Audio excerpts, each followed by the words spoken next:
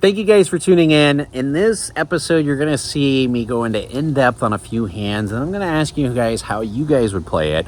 You don't have to answer if you don't want to, but I'm doing that because I want to get a feel for if you guys think I'm playing it right. Now, obviously, you guys aren't at the table and you don't see all the action, but I definitely appreciate you guys tuning in. A couple of housekeeping things. First of all, Wayne and I, or I should say Wayne, signed a contract with Venetian, so we're going to have meetup games again starting in February.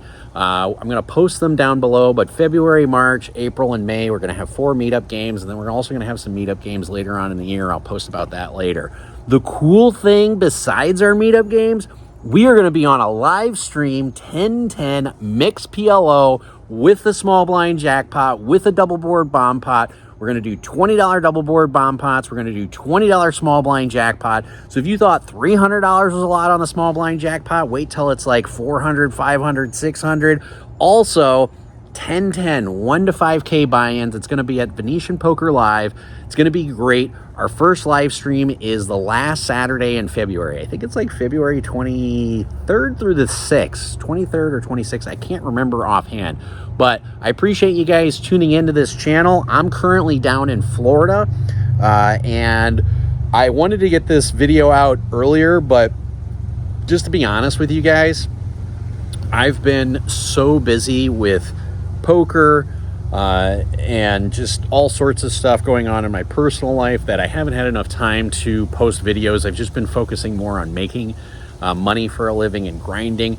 But I'm glad I'm down here in Florida, even though it's January. I haven't posted my year-end results yet, and I don't know if I'm going to do that. You guys have to keep in mind I'm 45 years old, and I've had letters from the IRS before that have told me I've owed them $1,500, which I've written a check for, and that I've owed them $22,000, which I fought them. But you have to understand, if that ever happens to you once, you get a little paranoid. You do want to be at one of our meetup games? Go ahead and contact me on WhatsApp right up here. The reason why is we have a pre-made list for our meetup games, not for all of them, but we add people to the list. We usually have 2 tables going, and then if you do want to be added to the stream, let me know, especially if you've been at our meetup games. We do want people on the stream who are going to know what they're doing, but also have some action behind them. So some of the players that we've been playing with at the meetup games will definitely be on the stream with us. If you're a viewer and you want to be on a 10-10 stream, let me know. Go ahead and message me on WhatsApp. This is a video where there's a lot of big pots. I think my smallest hand in this video might be like just slightly under $1,000, but the rest of them are huge. There's a couple of times where I make $3,000 raises and I still have $2,000 and $3,000 behind. Everybody always says to me, hey, we want to see the big comeback. And I had a lot of people after the first video was like, wow, you really lit $4,000 on fire. Keep in mind, this is the same session. I started off down 4K, and at the end of the night, I end up having over $10,000 in front of me. So it was one of those situations where I was in the game for $4,000 and out for like 10 and change. I think I ended the 5-5 game with a little over 10,000, and then I went and played 1-2 PLO and won like another $2,000. So I had a huge game there, but the action at the Venetian's crazy. Here's some huge benefits. No smoking. You're on the 2nd floor. Parking is literally a minute away, and yeah, it's just really good. The only thing that sucks is when you do want to go smoke a doob, you got to take a little bit of a walk, but who cares? It was like that before. The fact that I don't have to walk 20 minutes through casino and especially if you win big and you win like 20 grand or 30 grand, you know, you don't want to be walking through a casino when you have that big of a win. Also, mentioning big wins, the Venetian now has safety deposit boxes. So if you guys are regulars or high stakes player at the Venetian, they have safety deposit boxes. As long as you're using them once every, I believe, 60 days, they don't cost you anything. Don't quote me on that, but I'm pretty sure I'm right on that. So we're going to dive right into it. We were going to start off with Big O. We're playing the 5-5 mix at the Venetian. This is our meetup game. I look down at Ace Deuce 4-4-6. with ace deuce of hearts, 4-6 of clubs, and there's a 3-bet. I elected to raise. Big blind decides to 3-bet for 75. Now this is a hand that you can 4-bet from time to time. The reason why I don't like to 4-bet it is because I don't have too many high cards. Like if I had ace deuce 4, king jack, or ace deuce 4, or something to that effect. But instead, we're going to go 4 ways to the flop. The flop comes ace 4 9. So we flop a set of 4s with a 26 low draw. On this hand right here, we are super deep with our opponent. It's very important whenever you're playing any type of pot limit game, or even no limit game for that matter, that you know what your opponent's stack sizes are. And the reason why is because you want to start factoring in what kind of SPR that they have, hands that they're likely to call with, and how you can exploit those things. Now, we did go 4 ways to the flop, so obviously there are 3 other people in this hand besides myself. But what can people really have? I mean, are people really playing pocket 9s and big O? It's pretty unlikely. I mean, it is a possibility, but it's unlikely. Do they have a set of aces? That's a little unlikely as well, since I do have an ace and I'm blocking a set of aces. So when the first player makes it 205, he's all in for 205. And it gets back to me. I'm thinking, what is my best plan of action here? I mean, obviously there's a low draw. I decide, screw it. We're just going to pot it. Let's make it $1,000 or almost pot it. We're going to make it pretty darn close to pot. So I go ahead and make it $1,000, and the next person's going in the tank, and they are about 2,500 effective. So even if they call this, they're going to have less than a 1-to-1 SPR. The reason why I point that out is because you have to know that there aren't a whole lot of turn cards that is going to cause my opponent to fold. So in this situation, we have great equity because we want them to call. We want something to peel off like a 3, a 5, an 8, a 7. Honestly, at this point, even a 10, jack, queen, king is good. An ace, I really don't want to see an ace because he could have ace 9. And the only other card I really don't want to see in the deck is maybe a 6. So they go ahead and call for $1,000. So one player is all in. Now, this is also important to note. The side pot is about $1,600 in this situation.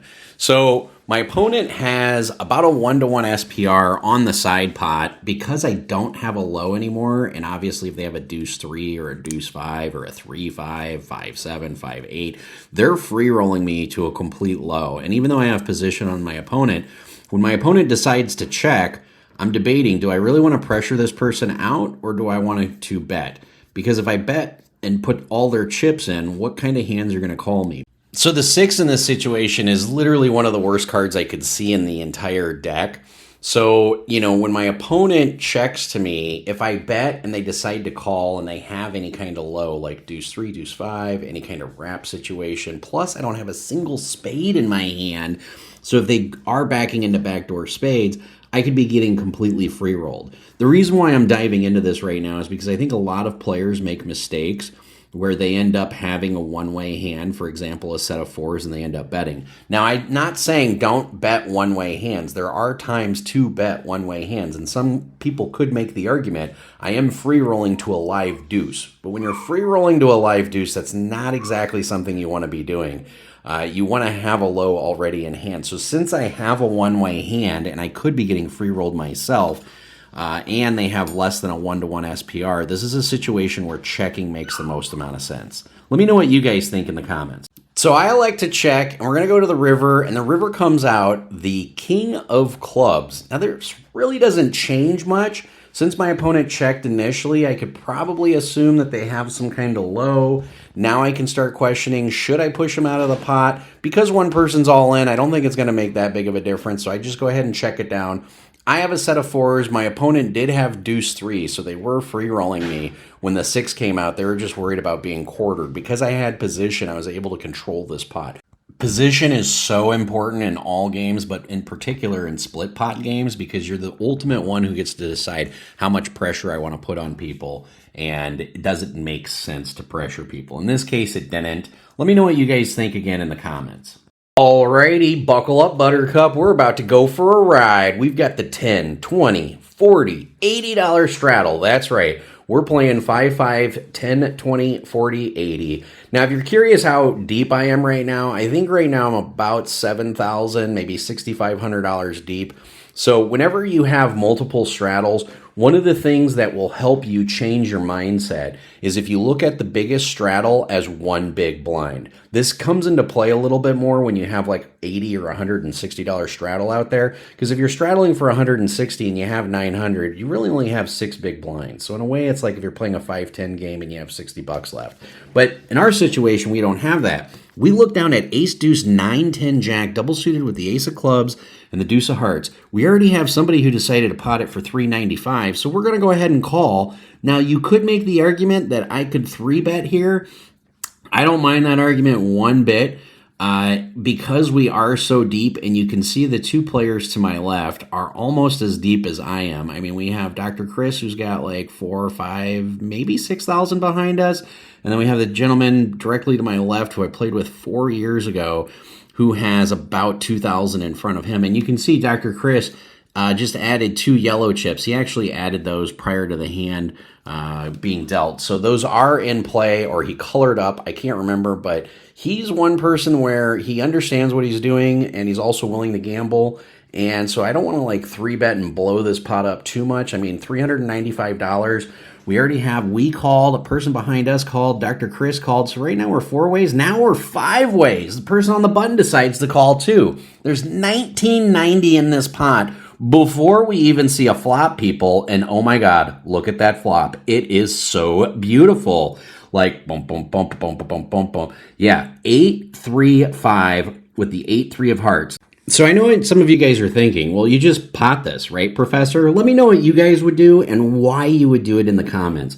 I'm actually going to check it here, and I'm going to explain why, because some people are going to give me some flack for this, and that's okay, especially my trolls. I love my trolls, by the way. But the reason why is because when you're going 5 ways to a flop, when you have ace deuce in your hand, there's a chance when you're 8-handed in Big O that somebody else has ace deuce in their hand. I believe it's like 1 out of 4 hands on an 8-handed table. Somebody has ace deuce. Okay, so I don't want to be quartered, but I'm never going anywhere here. And the other reason why I'm going to check is because I'm going to see what develops. With this big of a pot, the button only ends up having like $600 or $800, so they have less than a 1-to-1 SPR. They actually have like a 0.5-to-1 SPR. So I'm pretty much expecting the button to bet everything here. And what I'm doing in this situation is I'm doing 2 things. I'm using my out of position in my advantage, because if I check and my 2 opponents behind me checks, it allows me to be convinced that my ace deuce is the best low, that I'm not going to get quartered. Obviously, ace deuce is the best low, but I'm not going to get quartered is the important thing. So when I check, the player behind me decides to check, and the player behind him, Dr. Chris, is going to decide to check. I know, again, this is something that you guys have seen my videos before, and you're like, oh my God, you have the nut low with the heart. You should just be potting it. But my plan comes into action when the button decides to jam all in. And they jam all in for like $600-700, somewhere around there. And I look down, now I have my information that I wanted. Now I know my ace deuce is the nut low, and I'm free rolling to a hard draw. So I decide to bump it up to $3,500. Obviously, if Dr. Chris calls, I'm never going anywhere with less than a 1-to-1 SPR. Right now, I don't mind if he calls. I also don't mind if he folds. He decides to throw it away, and the button is already all in. She has top set. She has a set of 8s. So now we're going to go to a run out. We are completely free rolling. Turn is a deuce of spades. We don't like that. But the river is the 4 of hearts. And that gives us the nut low and a 10 high flush draw. And we are going to scoop. We are in the $10 straddle. The player to my left decides to limp. It's going to fold around to the button. And I'm going to look down at ace 3, 4, 8, 10 with the suited ace 3, 4 of spades and the suited 8, 10 of diamonds. I like to make it $50 and we get 4 callers. One of my general rules is if you have 3 to a wheel with a suited ace and no one's raising, you should probably be raising that hand. The reason why is just you're going to have more equity than your opponents, even though you're completely out of position like I am here out of the straddle. But lo and behold, flop comes ace 8 jack complete rainbow. Now we do have backdoor diamonds, but there's not a single spade on the board. And because we were the original raiser pre-flop, we flop 2 pair and we have a 34 low draw, so we are actually drawing to the nut low if a deuce turns off. I decide to bet $80. Player to my left decides to call, and other players are going in the tank, and one person says, you know what, $80 is just not enough. They rip it. I call, Gentleman to my left calls. So now we're going to go 3 ways where one player happens to be all in. Now, when you have a dead side pot or a dry side pot, sometimes it makes sense to bet, sometimes it doesn't. So when the turn comes a 9 of spades, it does give me an open-ended straight draw. I still have 2 pair and a 34 low. I decide to check. Player behind me checks. River comes out the queen of hearts. I do have the second nuts here. I do have a straight. But the problem is there's a one-liner out there. So he checks behind as well. We both end up having a straight. He's got 10 queen. The other person ends up mucking their hand, and we're going to get half this pot. Now, some of you might be saying, Professor, why didn't you bet pot here? Maybe he would have folded. I mean, with board ace, 8, jack, how often am I going to have 10 king when I'm the one that's initially betting here? So, I guess there is a little bit of an argument to make, but the problem is if I bet anything, like I have to either bet full pot or I have to check it. Because if I bet like 300 and the dude just wants to outplay me, makes it like 1300, I'm just going to have to muck. Let me know what you guys think. Was checking it the right move here? Let me know. So on this hand here, we are on the $20 straddle, and the player to my left, Dr. Chris, decides to make it 75. And I don't mind that. I look down at ace, deuce, 4, 9, jack with ace, 4 of hearts and deuce, 9 of spades. You can make the argument here that I can 3-bet. Again, when you have SPRs that are just so deep, like even the guy to my left has 2,500. Some situations it makes sense to do it. I prefer to have ultra premium hands when we're this deep, something like a 3-3 hand, 3 to a Broadway, 3 to a wheel. Also, and I've mentioned it earlier in this video, but I haven't mentioned it on this hand, anytime somebody has a huge stack size like yours and they're in position, you want to play a little bit more conservative. Now, had somebody with $6,000 or $7,000 been to my right, I'd probably be 3-betting a little bit more often. But when I have somebody that's 2 spots to my left on a big O table, I'm going to slow it down a little bit and play just a little bit tighter. That's generally not a bad idea when you're out of position. We're going 4 ways to the flop for $75, so there's $310 in the pot. And lo and behold, the flop is going to come out pretty decent for us. It comes out deuce, 8, queen with the 8, queen of spades. Now, we do have 9 high spades in our hand for our flush draw. We do have a pair of deuces. We have a gut shot. We also have ace, 4 low, so we have second not low. Now, in this situation, we're 4-handed. I fire out $150. I'm doing this to find out if somebody who raised might have ace deuce. And Dr. Chris ends up folding, and we get 1 caller so far. And this is a pretty good sign for us. We have backdoor hearts. There's a deuce of hearts out there. Again, 8, queen of spades on the board, so we have a gut shot straight. On the flop, I ended up betting half pot. Just to give you guys a heads up, anytime somebody bets half pot in a split pot game, whether it's double board, bomb pot, or it's something like Big O, especially multi-way, generally they're betting for value. Now, I know what some of you might say, but Professor, you didn't have the nuts or anything like that. You literally bet half pot last time on just a bunch of draws. Well, sometimes your draws can have a lot of equity too. But in any case, we get to the turn with the 7 of hearts, and my opponent checks it over to me, and I just fire out. I'm like, if you're going to check it, I'm going to bet full pot. At this point, I feel like my ace 4 is good for a low, and since there's 2 hearts and 2 spades out there, I have 2 different flush draws. Now, even though one can make the argument, Professor, all you have is a pair of deuces, factor in how much equity I have. If my opponent has like a set of 8s or queen 8 or even something like ace 5, 6, 9, I'm actually beating all of those hands, particularly because I'm free rolling with the ace 4. So this is a situation where, yes, I have equity for a high hand, but I don't want to give a free card to my opponent. A lot of inexperienced Big O players here would check behind. That is completely the wrong move. If they check to you, they don't have ace 3, otherwise they would have snapped it in there already, or at least they should have. So when they check to you and you bet something like full pot, my opponent's in the tank. What's funny that you guys don't hear is Joey Ingram's actually standing right behind me, and he's like, "Hey, Professor, are you up?" And Joey doesn't like playing split pot games. He really likes playing just PLO, and I keep trying to convince him, not necessarily to play this game, but he really should get into double board bomb pots a little bit more, maybe some Big O, but he is a traditional. The thing that's hard to ignore is how many chips are on this table. I'm sure that attracted his attention as well as other poker players' attention. There is probably over 30 grand on this table, if not more, in a 5-5 game. So the action is just juicy. Let's go ahead and hear some of the table talk that's going on. Well, the question you asked is why would I make it so expensive, and I told you.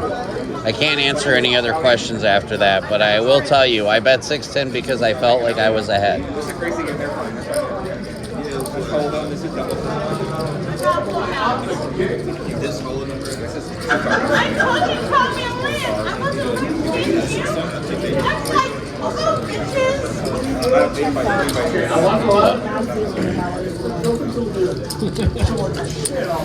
What up, baby? Professor, or what? We're gonna see. I don't know.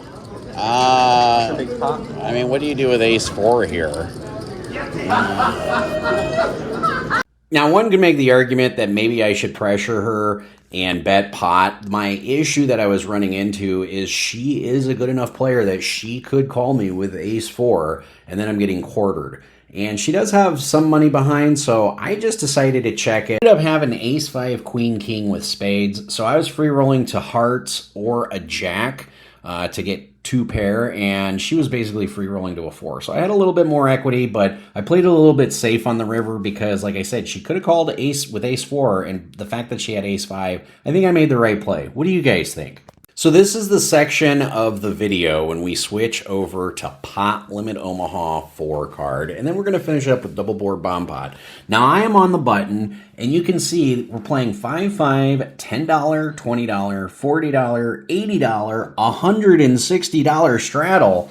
Now, when it gets back to the person who is technically under the gun or the first straddler, he decides to pot it for like $620.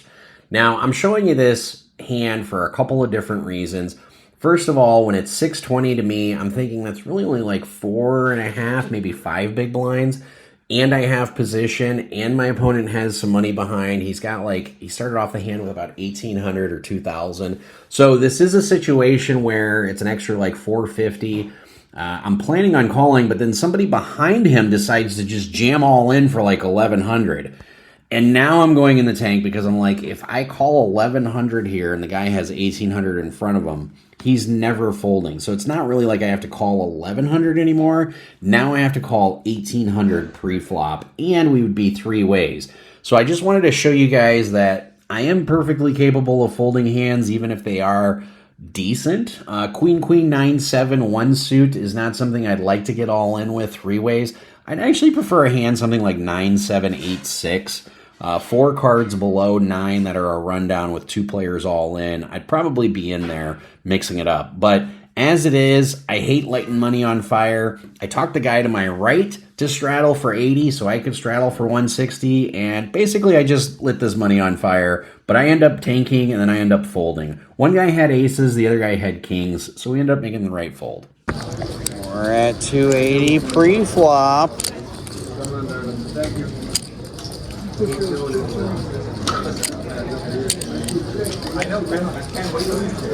I'm so confused. That's worth 40, that's worth 280. Well, I guess a lot now.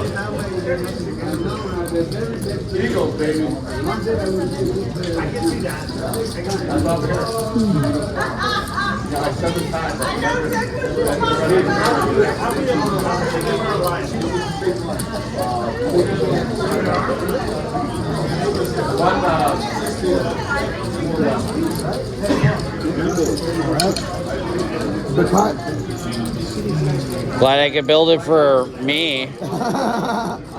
Not for you. No, this one's definitely for me. This is definitely for me. 285 ways? Are you fist fucking me? It's too much work. It's 1,400 in the pot. Like, I like when I gotta just fucking riff the black chips. I'm okay with that. There's a few straddles on, and I ended up making it 280 pre-flop. So the board comes Queen, Jack 7, complete rainbow. We have Ace, Queen, Jack 8 with the Queen 8 of spades. So what ends up happening here is the first person decides to bet out. Now there was 1,400 in the pot. This player is all in for $400. Now, she obviously knows what she's doing. She's first to act. She's betting into so many people, 5 different players. She's expecting to get a call. And I'm not going to sit here and call with top 2 pair because the only thing that I'm really worried about is a wrap. And if you've got a wrap, I've got blockers. I have an ace and an 8. So when she makes a 400 and it gets back to me, I just decide to pop it up to $2,600. And you can see it thins the herd really quickly.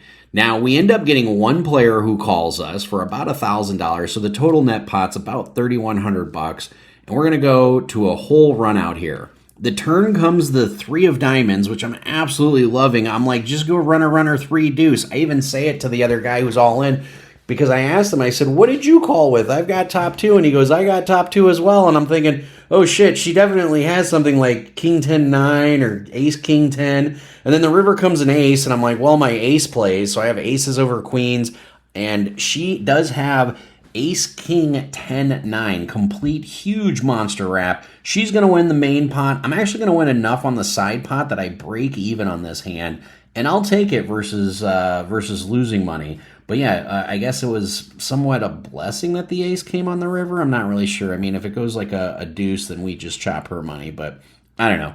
Let me know if you guys would fire this into this hand. Let's say some of you guys are like, Professor, I don't want to play 5-5 mix. There's just too much. I just want to play 1-2-5 PLO. Well, I happen to be in Vegas for 2 weeks. And I didn't record the entire 2 weeks. I actually just recorded for like the first 3 or 4 days with the meetup game. This happens to be a 1-2-5 PLO game the very next day. Now I'm actually waiting for the 5-5 game, and they just announced my name. So I tell the table, I'm like, hey guys, just so you know, win, lose, or draw, I'm leaving to go to the mixed game after this. Now keep in mind, this is the next day after our meetup game. The reason why I point that out is because it's $220 pre-flop. We had a straddle and a double straddle, and whoever was in the small blind just decided to pot it up. So we're going to go $220. Lots of action. This table right here, whenever you're deciding to make a 3-bet call, there's a few things you want to factor in. Are my opponents behind going to call? Are they going to re-raise? If they're going to re-raise, maybe get rid of the hand. If you feel like they're just going to call, maybe call. But look at this. We go 5 ways to the flop. $1,100 in this pot. And oh my God, look at that flop. It is so beautiful. Bump, bump, bump, bump, bump, bump, bump. We got Jack 9. We flop the Nutter Butters. Not only that, we got somebody betting. The player who obviously has aces just decides to rip it all in for like 160. The next player decides to call.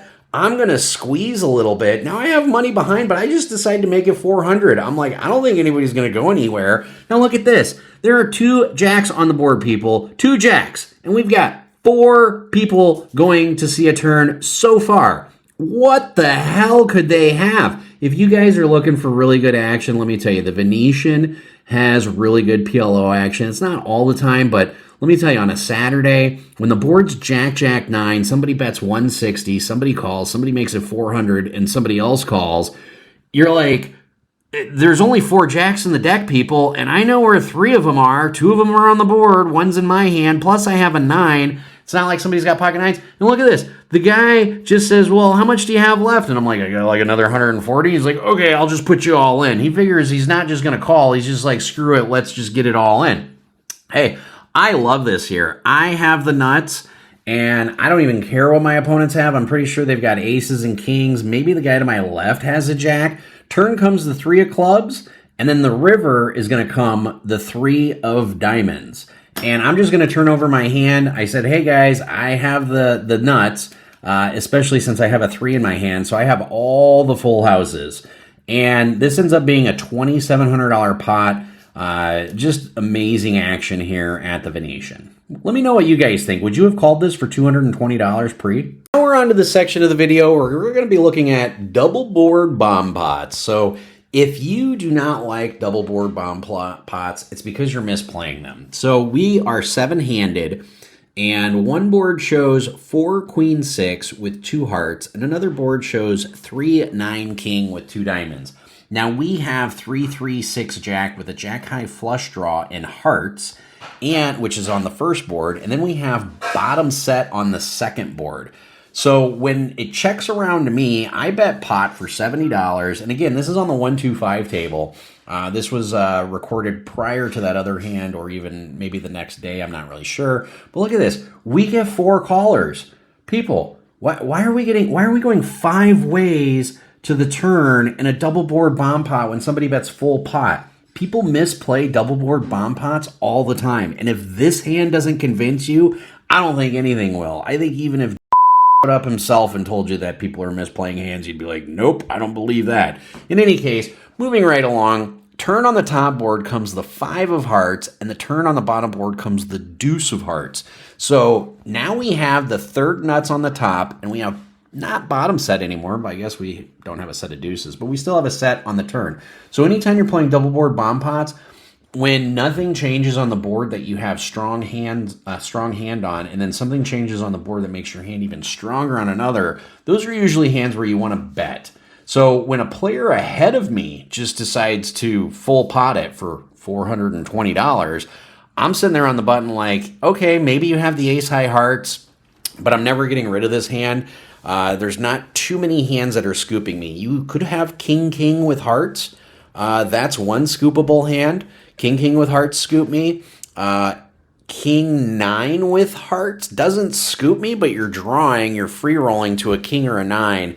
And I figured if you do have like a set of 9s or a set of kings, I probably would have heard from you on the flop. This is the reason why I feel like I would be willing to bet $2,000 that my set of 3s are good, and you're probably drawing to a diamond. So I know I'm vulnerable, but for a 1-to-1 SPR, I'm never going anywhere. I call. River on the top is the ace. Bottom pairs it up. And we're actually going to scoop this hand with jack high flush and 3s full. So here we go. This is the section of double board bomb pots. Now this is on the 5-5 game, so pots are going to be a little bit bigger. You might end up liking this one. And here's one thing that you need to know for double board bomb pots. Anytime that there is 3 to a straight out there, you are extremely vulnerable to being quartered. And you're also extremely vulnerable to quartering somebody else. So we look down at the monster deuce 4 of diamonds, 10 of spades, jack of clubs. Now you can see that the pot says that there's 1085 in there already. Now the reason why is because I did not expect this hand to have very much value. But after everybody started betting on the flop, I decided to look at it, and oh my god, the first board is 9 queen king, so we flop the nuts straight on the top. Bottom board, we have a straight flush draw. It's 3-4-6 with the 3-6 of diamonds. Now, we do have a gut shot straight flush draw, so we do need the 5 of spades. But when the first player decides to pot it, it gets to me, and I'm just going to rip it. I'm like, you know what? We're not going to bet $1,000 into this pot. We're going to bet $3,000 into this pot. Let's make this a big one, people. The reason why, I know whoever potted it probably has 10 jack, but how many 10 jack combinations are there that's going to be free rolling me to the bottom board? Now, you could say, Professor, obviously somebody's betting $1,000. They might have 10 jack with diamonds. Okay, let's go ahead and take that argument, people. Let's just say they have 10 jack XX with diamonds. They do have 4 overs to my pair of 4s. Don't get me wrong, I am vulnerable. But let's see how many diamonds we are blocking. We have 2 diamonds in our hand and there's 3 diamonds on the board. So that puts out a total of 5 diamonds. If they have 2 diamonds in their hand, that means there's only 6 diamonds left in the board. They are going to get there 25% of the time, but you have to factor one of those diamonds is actually my out. So they're only going to get there around 22, 21% of the time. The other portions of the time, especially if they have 10 jack and they aren't drawing to that pair, because if a 10 or a jack comes up, I actually have 2 pair. So it's one of those things where if they have 10 jack, like 8-8, I'm in really bad shape. Or if they have 10-10 jack X with diamonds, I'm in really bad shape. But really, they either have to have pocket 10s or pocket jacks with the other corresponding one, or they have to have like 10 jack with a pocket pair for me to be in really, really bad shape, and diamonds. So the other player decides to call. She's screaming for a diamond. That tells me she's got 10 jack with diamonds. I tell her, I say, hey, I just have the nuts on the top like you do as well, but I also have diamonds on the bottom. Now, here's one thing I did not factor in. She could have ace 10 jack with diamonds, which means she's free rolling to the top. Let's see what the run out is. Top is deuce of clubs, bottom is ace of hearts. Top is ace of clubs, bottom is deuce of hearts. I table my hand and I say I've got the nut straight on top and I have 2 pair on the bottom. Now this is a $3,500 pot. Believe it or not, and we are multi-way. We are 3 ways all in. And in this situation right here, I'm actually going to get 3/4 of the pot because the opponent who called, who was on the button, who had a decent amount of equity, had pocket queens, had a set. She ends up having 10 jack with diamonds that ended up bricking, and I have 10 jack with deuce 4. So bottom 2 pair is going to take the bottom board. Bring this hand up specifically because the gentleman behind me, who had about 6,000 in front of him, contemplated on calling with like 5-6 with some type of backdoor clubs. Now, because I pressured and I repotted it, he ended up mucking. So this is a situation where pressure helps, even though you could be getting quarter. On this double board bomb pot hand, I've already got $40 out there before I started hitting my camera record. I apologize about that, but we're 8 ways, $80 in the pot. I make it 40. The first board shows ace jack 3 with 2 clubs. The bottom board shows 4-9 queen complete rainbow. Now, when I make it $40, the gentleman right next to me makes it $190. So he's popping it up $150. Again, anytime somebody bets half pot, red flags should be going off that they're probably betting for value. Now, at this particular junction in time, I'm hoping that he's betting for value with something like a set of queens, maybe not necessarily a set of 9s. He didn't full pot it, so he still wants me in there. He could have like a set of 3s with a club draw. He could also have a set of aces as well. So I go ahead and call. We go heads up. Turn comes a jack of hearts on top and a 3 of hearts down below. Now, here's the thing. When you see hands like this, you have to start asking yourself, how many hands are scooping me? I mean, I have 10 jacks, so I have 3 jacks. I'm drawing to a full house on the first board. On the bottom board, I have an open-ended straight draw. So if my opponent's got like pocket 9s or pocket queens, I actually love this situation because I'm free rolling to more outs than they are. I'm free rolling to an 8 or a king. They could be free rolling to basically a queen if they have a set. I bet pot, he just jams, and I say, do you have ace jack? And he goes, no, I got a pair of aces. And I say, oh shit, I got to catch up in a hurry. River puts an 8 out on top and a 10 down on bottom, and I announce that I have 2 pair down below, which is good enough for half the pot. We don't mind getting bailed out in a situation like this. For the last hand of this video, I know this is a really long video here, guys. Let me know if you guys like these long content form videos. I can't put out these every single week. I figured since it's been about 2 weeks since I put out a video, I would make one that's a little bit longer. But here we look down at a double board bomb pot with a monstrous 3-3-6-8, 3-6 of spades. And on the first board, we have deuce jack 5, king with 2 clubs, king high clubs, so we don't have any club draws there. And on the bottom board, it's deuce 7, 5, 9. So we have the nuts on the bottom board, but always be careful when you have the nuts and it happens to be a straight in a double board bomb pot game because you're likely to get quartered or you're likely to quarter somebody else.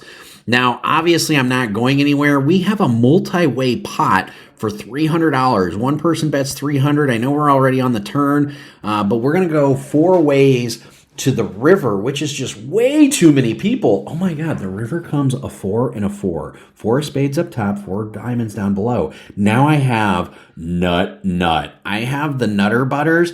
Now, one thing I'm going to tell you that's a unique rule at the Venetian, and this is something you need to pay attention to because if you have a huge amount of chips like I do in front of me, they have a rule that even if players put money out on the table before the hand was dealt, it's not actually in play unless a chip runner comes and picks them up. Well, obviously during our meetup game, it's on a Friday night, it's super busy. Had I known this, I probably would have said, hey dude, here's an extra $1,000. The reason why there's no action going on right here is because the gentleman is saying, don't I have $1,000 in play? Because he had his money out on the table before the hand started. I'm making the argument, yeah, you probably do. I said, but why don't we call the floor? Because I don't want the guy behind me to know. Now, the first player announces he's going to go all in for a couple $100. I believe he's going to go all in for like $400. I tell the guy to my left, I said, hey, while you're thinking on your decision, just so you know, because he said, if my $1,000 is in play, I'll bet full pot. And I said, so since it's already verbal, it's already binding. And I said to the guy to my left, I said, I just want you to know I'm repotting it. This is a different rule than some other casinos might have in Vegas, but you know, I don't mind. I'm sure they do it for a security measure. There's got to be reasons why they do it. But if you are playing at the Venetian and somebody whips out $1,000 and the chip runner hasn't come back yet, and you have like $2 or $3 grand in front of you, you could always be like, hey, I've got $1,000 in my pocket of chips. Let me just swap it out for you. I don't know if the Venetian allows that, probably not, but you could also give them chips off of your chip stack, keep the money on play, so that way the money's still in play, and be like, yeah, it's in play, here's the chips. They're not supposed to do that either, so I'm not really sure what the solution is. Maybe just make sure the chip runners are on time, or change it out